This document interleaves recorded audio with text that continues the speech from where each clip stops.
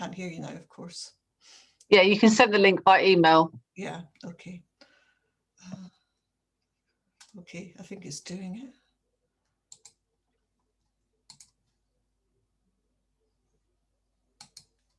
Okay, oh, that's good. I can still see bits of you as well. I haven't completely disappeared. Okay, that's me with short hair. And the book that I am mostly going to talk about today. Sometimes, oh yeah, here we go. This is not the first book that I have written. I've written a few books. That one, A Kettle of Fish, was the first one that got published and is still available. And it's about a girl growing up in Fife, which happens to be where I was brought up. But I do have to assure people I am not the girl in the book, because it does get a bit steamy as time goes on, and had a few raised eyebrows. But no, this is a story. It's not about me. Anyway, that was quite a while ago now. But while I was writing that book and I was doing some research, I sort of stumbled upon the story of these photographers in Edinburgh. So even though I was writing this book, I still had an idea to do the book that came afterwards. And I just thought I'd try and sort of explain why the whole photography thing kind of got to me, and why I felt I really needed to write In the Blink of an Eye, because In the Blink of an Eye is set in mostly in the 1840s, and I had never until that point contemplated writing a historical novel because I thought it would be far too difficult. But in the end, I did it. But what I usually do first of all is just kind of, that was the book when it came out, remind people of all the kinds of old photos that we have and why we treasure them so much. I mean, most of our photos, you know, when we were young, were sort of special occasions, holidays, birthdays, and all the rest of it. And that's me in 1959, roughly. I'm the taller one, with the pigtails, which you can't quite see.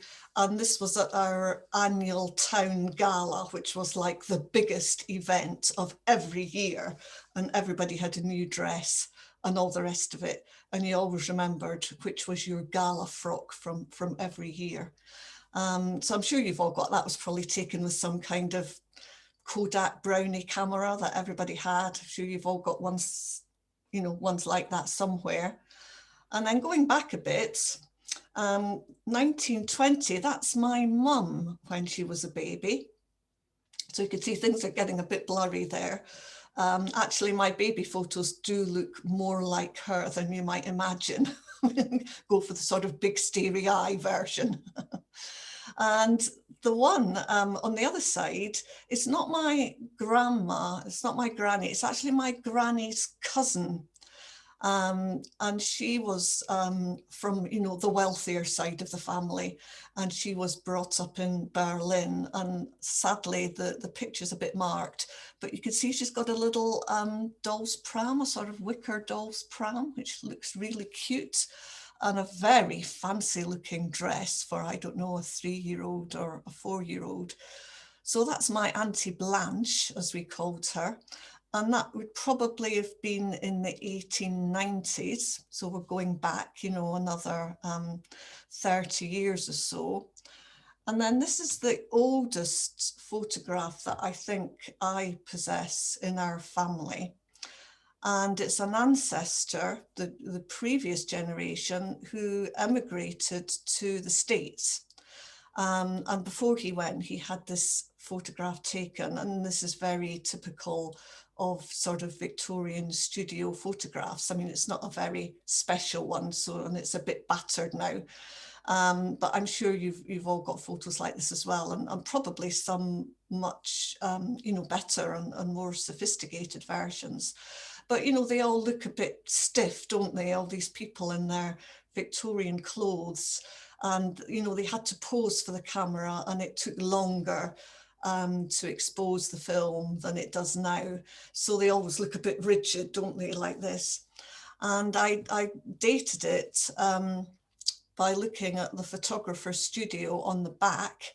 And I'm guessing This is about 1865, and that was definitely around the time that, you know, commercial photography really took off, and anybody could go along, and it didn't cost the earth to go and have a photograph taken. So these are the kinds of photos that we're all familiar with. And then the ones that I sort of stumbled on when I was researching my first novel looked more like this. And I thought these were amazing because they were used to all these sort of very stiff Victorian pictures of people standing stock still. And these looked so much more natural and really more lifelike. And you felt a real relationship, you know, between the people who are in these pictures. And I mean, I don't think even try to guess what the date was at the time, but these were taken in the 1840s. So these are actually some of the very first examples of photography as we know it now. And I really couldn't get over the fact that they had this kind of quality. And also I felt, you know, a writer's or possibly a woman's reaction to the guy in both pictures, who was actually, in some cases, the photographer as well. There was him and a partner. David Octavius Hill and Robert Adamson were the photographic team, but this is Hill in each of these pictures, one with this little girl who was probably about 4 at the time in a little posy of flowers, and one with a friend of his, a doctor, in a sort of matey pose for the photograph. So that, as I say, was in the 1840s. Well, I don't know how much any of you know about the history of photography, but it's quite likely that you've been to Laycock, which is the birthplace of photography as we know it really. And the inventor was W.H. Fox Talbot, and there is a museum of photography there, which you may well have been to. So David Octavius Hill and his partner, they were taking pictures in Edinburgh a very short time after the invention of photography.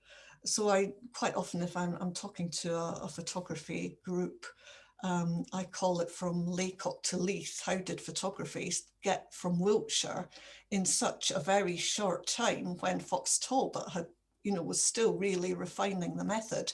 How did it get up to Edinburgh? And this is Fox Talbot, the black and white one, which is on my left, looking at it with one of his very early cameras.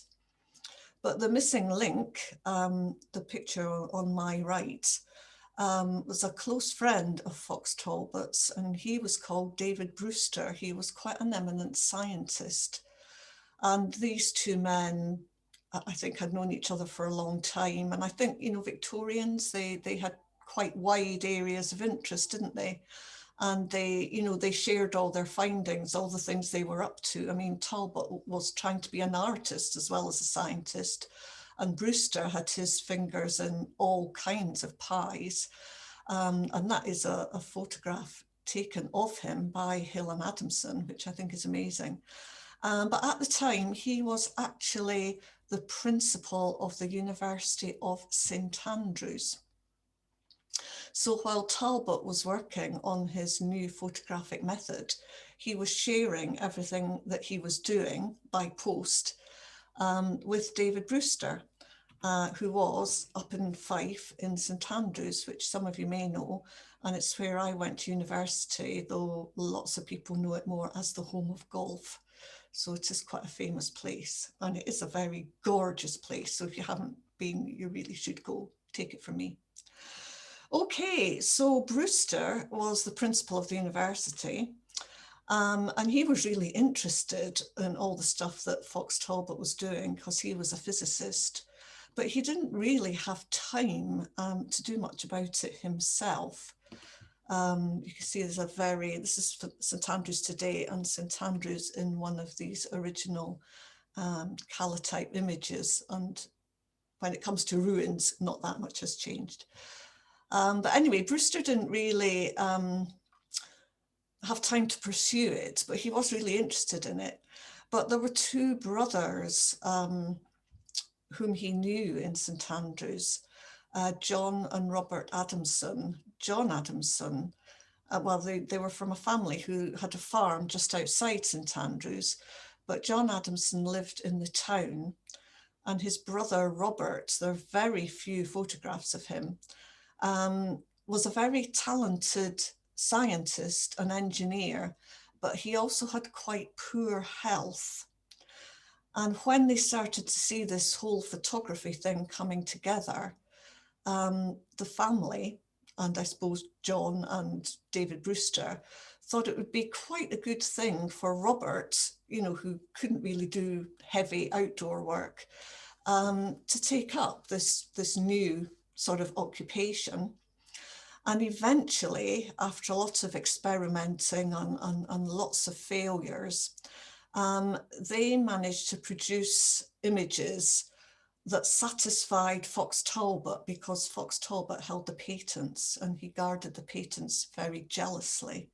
But eventually they sent work to Fox Talbot and he approved of it, and he allowed Robert Adamson to go to Edinburgh and set up in business. It wasn't, they didn't call it photography. They called it calotyping. Calotype just means beautiful picture, basically. And that was the name of the method that Fox Talbot had invented. So Robert Adamson set off to become a calotypist and take this wonderful new invention to Edinburgh, where I suppose there were a lot more people and there was more money to be made than in St Andrews, which was pretty run down and not a very big place at the time. So that's kind of how photography got from Wiltshire to Edinburgh. And you'll remember that I mentioned somebody else.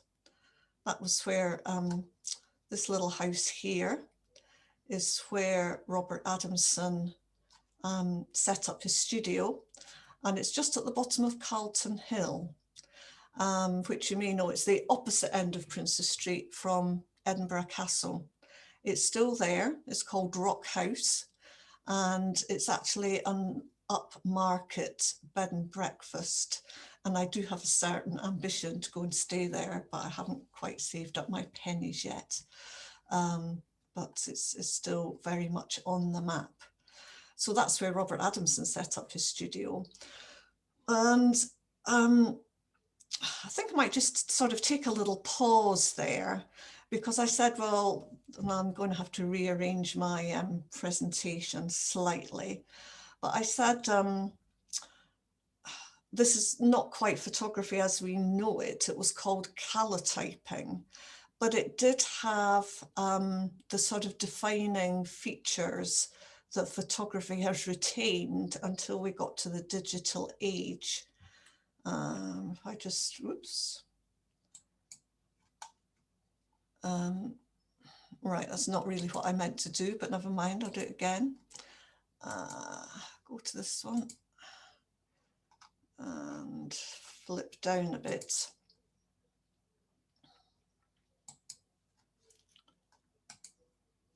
Ugh. Sorry, not doing this very well. Back to where we were.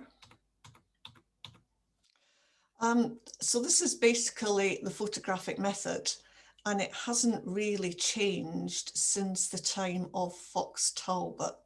You get your sort of base material, which we would now think of as photographic film. You expose it, you know, through a lens to a picture so that the film reacts with light. Then you have to develop the picture. Then you have to stop the picture developing so that you have it there. And what you have left is a negative. And you all remember the slimy negatives that used to come in the envelopes with your photographs. And from that negative, you make a print, and that reverses the negative into a positive image. And that was really the essence of Fox Talbot. There were two things about Fox Talbot's method.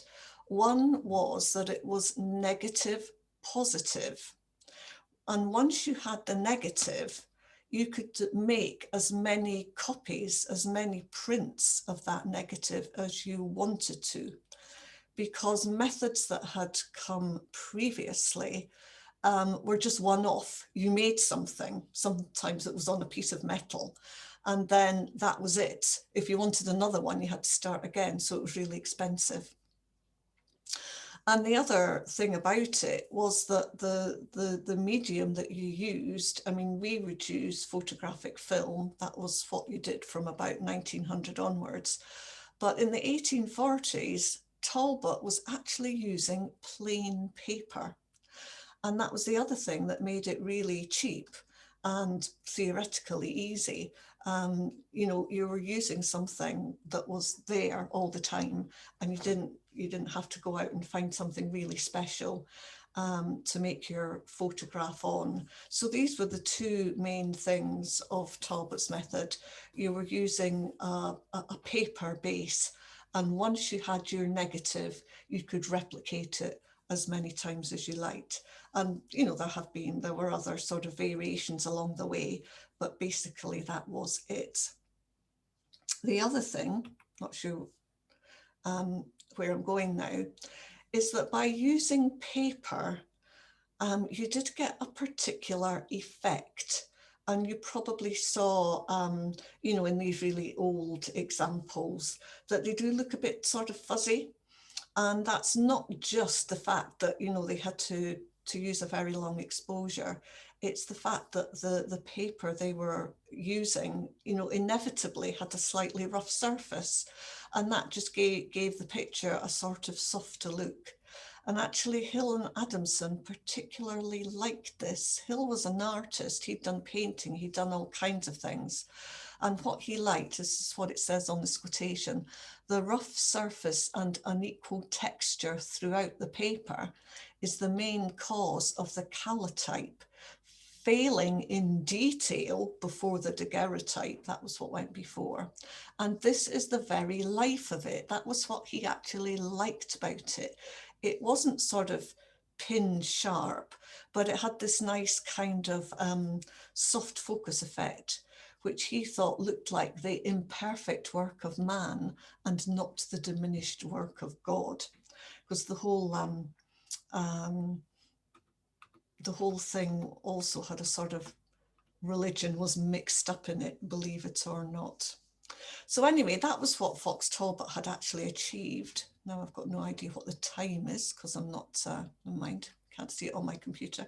That was what Fox Talbot had achieved, and that was what Robert Adamson knew what to do when he arrived in Edinburgh. But of course, nobody knew the first thing about it, you know, apart from a few aficionados. Nobody had any idea of what was about to sort of burst on the world. And it might have stayed that way if Adamson, who was, you know, basically a scientist, hadn't run into David Octavius Hill, who was an artist.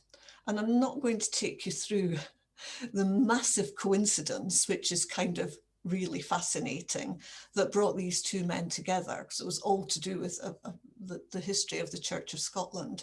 But basically, David Brewster was also in Edinburgh, and he knew both of these men, Robert Adamson, the photographer, and D.O. Hill, the artist, and he brought them together. And it was that sort of perfect chemistry of what they could achieve between them that made their enterprise take off. And within 3 years, they had created 3,000 pictures, which is actually amazing. This is something that had only just been invented, and they were still working out the best ways of doing it. And as I say, within a very short period, they created 3,000 pictures, which is pretty amazing. For historical reasons, a lot of these pictures were pictures of Scottish ministers who were all in Edinburgh at the time. and Hill was going to use these pictures to sort of to make a huge painting further down the line. So that was the initial impetus, was to take lots of pictures of ministers, and you could see one of them glowering on the left-hand side there. He was the leader of the New Free Church of Scotland, so he also had a bit of an investment in the photography process. But because Hill was already a well-known artist and had lots and lots of connections throughout Edinburgh, the art world and society generally, the whole thing took off, and they weren't just taking pictures of ministers, they were taking pictures of all and sundry. I mean, Hill himself had actually been recently widowed, and so he wasn't living in Rock House, he was living elsewhere in Edinburgh with his little girl who was called Chatty. But he and Robert Adamson just got on so well that within a year of their meeting, Hill and Chatty moved to Rock House so that they had more time to put into the photography business. And yeah, he was already quite influential. He was not, he didn't create portraits, he was actually a landscape artist, and he was quite well known, he was successful, and that was how he made his money as an artist. But then photography came along and he got a little bit distracted from doing one thing into doing the other. And if you, there are lots of places you can look them up online. And I don't like to show, a lot of these pictures are actually copyright. So I don't like to show too many. But the lady on the left was called Elizabeth Rigby, and she had more portraits, more photographic portraits made of her than any of their sitters, and was very chummy with the widow, David Octavius Hill, for a while. She was also a writer and gave them quite a lot of publicity. She later married, and I don't know if any of you have seen a film called Effie somebody. It's about the artist Effie Gray, about the artist John Ruskin. Anyway, she appears, this lady appears in that film, played by Emma Thompson, which I think was quite a good bit of casting, because she was quite outspoken and always told people what she thought. So they took, Hill and Adamson took portraits of very many of their friends and people throughout Edinburgh society. They also decided, and if you see any of their work, it's quite likely to be what's usually called the New Haven pictures. They went to the village of New Haven outside Edinburgh, where there was a big fishing community, and they decided to document the lives of the fisher folk there. And some of their most famous pictures are of these people who were held up as leading sort of poor lives, but very moral lives. They were very well organized and they educated their children. Are you off, Jenny? Sorry, that's okay. This tells me that I'm probably talking for too long since Jenny's had to go. But just to sort of get towards the end of the story, Robert Adamson, as I said, never had good health, and he was frequently ill all the time he was living in Edinburgh. And after 4 years together, he actually died, and he was only 27, which is, you know, very, very typical of, you know, a Victorian life story, but really quite tragic in terms of the artistic partnership that these two men had created, and also their friendship. And this is what D.O. Hill said on the occasion of the funeral: "I have today assisted in consigning to the cold earth all that was earthly of my amiable, true and affectionate Robert Adamson." And Hill was absolutely devastated. I mean, there was another problem apart from the sense of loss. David Octavius Hill was he was the artistic end of the partnership, and he was not really up with the technicalities. And when Robert Adamson departed this earth, basically their photographic output also came to an end. I mean, Hill did have one or two partnerships with other people, but they never produced anything like Hill and Adamson did. And of course, the other factor was that the calotype, you know, which he loved for its sort of soft focus effect, and he thought it was like Rembrandt in the way that it portrayed light and shade. People were, you know, always looking to improve it and looking to go on to new methods. And this portrait of Hill, taken in the 1850s, shows you the difference when new methods came along. Trying to remember what it was called now, but this is more typical of the later Victorian photographs, and you can see how much clearer it is and how much more sharply defined it is. So if you were to go to any big exhibitions of Victorian portraits, which they often have in London at the Victorian Albert or anywhere like that, this is more the kind of thing that you're going to see, because by this time, although the method was similar, they went on to use metal plates, you know, which you've probably seen in old films and things. You know, they sort of slide the thing in and out of the camera. They're not using paper anymore, so it gave, you know, a much better effect. Oops. And in what's happening now is that people, since digital photography came along, of course, people are going back to use the old processes. So I've met people who are involved in making calotypes and all kinds of other types of photographs in between. It's a bit like people going back to vinyl records, I think. People have got tired of the sort of precision of what you can do digitally, and they've gone back to trying some of these old sort of, you know, analog type methods, which are quite good fun, really. And I did meet lots of interesting people when I was writing the book. So, I mean, that's it, really. I didn't write a book about photography. I actually wrote a book about all these people. And because I just find the story so interesting. And, you know, in the book, you can find out what happened to these people: Chatty Hill, David Octavius Hill's daughter, Elizabeth Rigby, the outspoken writer, and that's one of the fisherwomen from the New Haven community. And I just tried to wrap it up. Well, I didn't really have to make up the story, but I wanted to write it as a novel, you know, rather than a sort of non-fiction book, because that had already been done. And I just thought it was such an interesting story. You know, it would make a novel. Though it was, say, quite different from what I'd done before, and it took me a long time to do it, I must admit. I think I'll finish there, actually.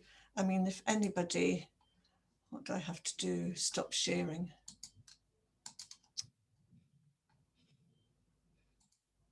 Oh, that's better.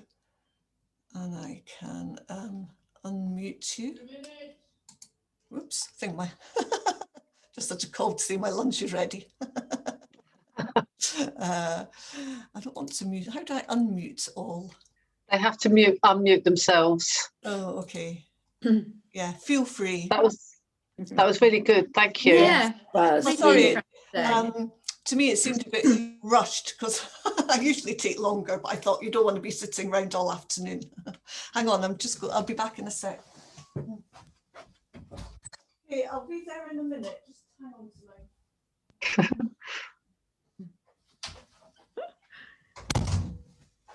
It's not often I actually get lunch made. No, perfect. You've got to make the most of it. No, it was interesting to know about going back to the old processes, like you described, because people are going back to vinyl, and vinyl's making really big. And it's interesting to know that obviously the same with photography. Yeah, yeah. And the V&A, I mean, if anybody gets a chance to go, they've got a new photographic gallery now. And I think actually, if you go on your website, they've got places where you can see how all the old processes worked. Okay. So it's quite, I would think that would be well worth having a look. Or if you want to know more about Hill and Adamson, if you go on the Scottish National Gallery's website, because most of their photographs, not all of them, but they've probably got the biggest collection. But I was quite lucky because the University of St Andrews also have a lot, and they were having a photography festival, and I went to that while I was writing the book and met loads of useful people. So that was really helpful. I mean, if anybody wants a copy, you can get them online, or I can send a link to Philomena if you like, and she can send it out with the next email. Or if you get in touch with me and you're living this side of Bristol, I can always pop one down. They're £8 for me, or a bit more if you have to pay postage as well. Anybody got any questions or about, sort of book writing generally, or photographs or anything? Not that I'm really an expert, I just know little bits. You're muted, Maureen.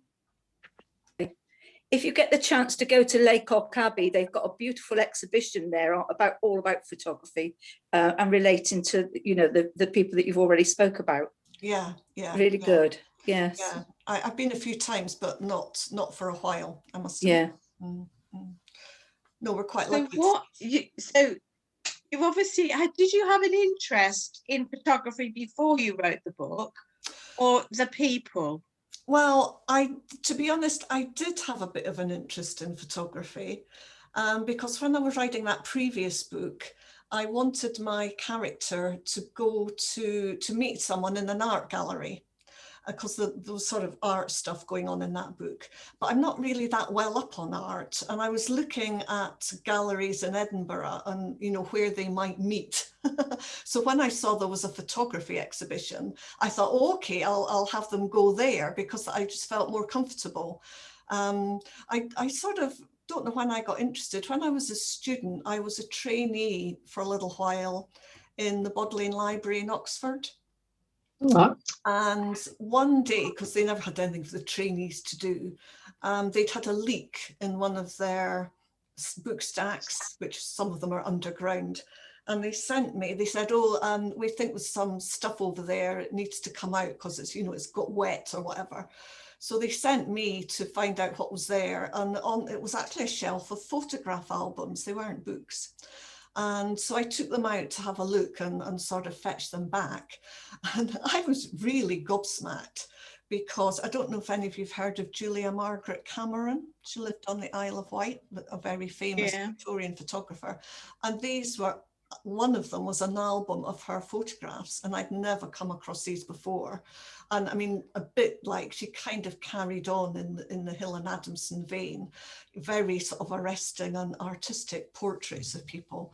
And when I saw these, I was really wowed. And I think from then, I had a bit of an interest in the history of photography, but I'd never really, I'd sort of forgotten about it. But yeah, when I kind of bumped into these people again, I was quite interested. And then I realized they'd worked in St Andrews, which I knew. And also there's another character in the book, a lady artist who was brought up in Dunfermline, which is where I come from. So everything just made it more interesting to me, if you know what I mean. And so you think, oh, well, I've got to do it now. I think sorry, Philomena. Now, how long did it actually take you to put the book together? I don't want to tell you that. Okay, that's fine. Actually, it was the best part. Every book I write seems to take the best part of 5 years, which is just ridiculous. But the one I'm writing now is not going to be 5 years, definitely. I mean, the very first one I wrote, I didn't know what I was doing. The second one I wrote, I did. So I don't think actually it took quite as long. And then in the blink of an eye, I just found it so difficult to get to grips with it. And I actually put it aside for about a year and left it, and then came back to it. So there was a bit of a gap in the middle. And it's not even a very long book. Lovely.